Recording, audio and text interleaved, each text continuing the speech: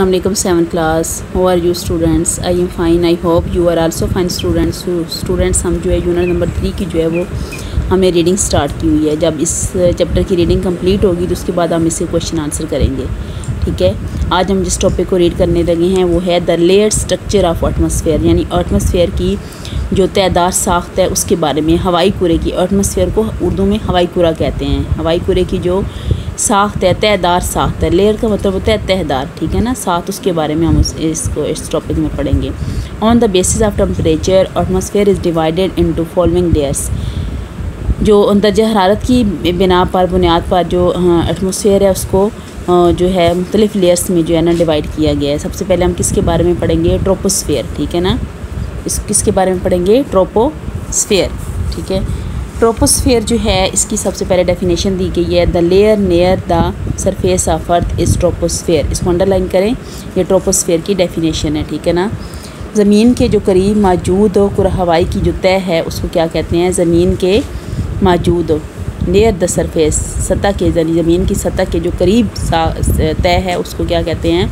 Troposphere कहते हैं। It is necessary, ये ज़रूरी है किसके लिए? For all kinds of living things on earth. ज़मीन पर जितनी भी जो लिविंग थिंग्स हैं, जानदार चीज़ें, उनके लिए ये ज़रूरी है, ठीक है। All activities on earth are due to it. जितनी भी हमारी जो सरगर्मियाँ होती हैं ज़मीन पर वो इसकी वजह से होती हैं, ठीक है ना, इस लेयर की वजह से होती हैं। All climatic change appear in this layer. तमाम जो मौसमियाती जो कैफियत होती हैं, चेंजिंग होती हैं, वो इस लेयर की वजह से होती हैं, ज़ाहिर होती हैं। फॉर एग्ज़ाम्पल, मिसाल के तौर पर क्लाउड है, फॉर्मेशन है, रेन है, विंड्स एंड हीट वगैरह, ठीक है ना। जो दर्जा हरारत, हवाओं का चलना, बारिश, बादल का आना, ठीक है ना, ये इसकी वजह से, इस लेयर की वजह से होता है। The change provide a moderate environment on earth. ये जो तब्दीलियाँ हैं ज़मीन पर क्या करती हैं? ज़मीन के माहौल को मतदिल बना देती हैं, ठीक है ना, मतदिल माहौल मुहैया करती हैं, दरमियाना माहौल मुहैया करती हैं। The gases, water vapours and dust particles of atmosphere are present in this layer.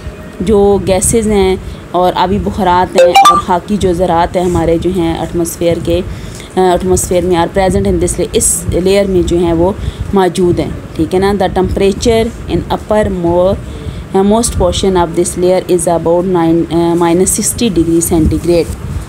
यानी इसका जो है इस तय के बुलंद तरीन हिस्से में जो दर्जा हरारत है, जो हाई जो है बुलंद तरीन हिस्से में जो दर्जा हरारत है वो है -60 डिग्री सेंटीग्रेड के करीब होता है, ठीक है ना।